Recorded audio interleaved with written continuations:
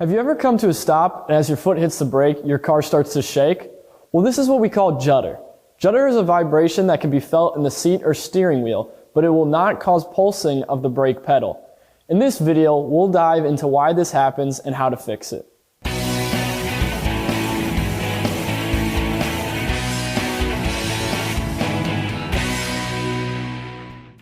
Judder can occur in a vehicle with zero runouts or disc thickness variation, or DTV, and is caused by brake torque variation, or BTV.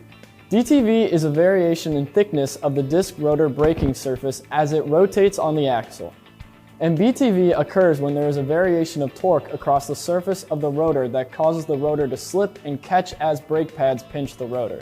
BTV may be caused by an inconsistent rotor finish, metallurgy, or even deposits of friction material on the surface of the rotor. Knowing the difference between pulsation, or DTV, and BTV is critical to solving any brake complaint and avoiding a problem in the first place. Assuming that new pads and rotors will automatically fix the problem will only create more issues with the customer when the vehicle inevitably comes back. The friction between the rotor finish and transfer layers changes forward motion and braking force into heat.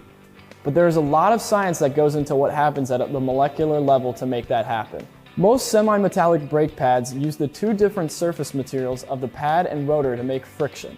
The abrasive action wears away the two surfaces, but ceramic and some non-asbestos organic pads transfer a thin layer of pad material onto the surface of the rotor.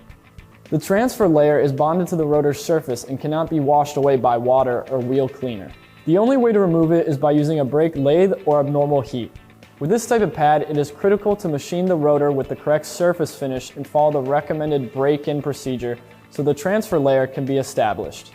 Adherent friction is easier on the rotors, but the pads become the primary wear component. The layer is always worn and replenished by the brake pads during braking, so these pads produce dust. The smoothness of the friction surface of the rotor is described in terms of microfinish, or RA factors. RA stands for roughness average and represents a way to measure the smoothness of a rotor.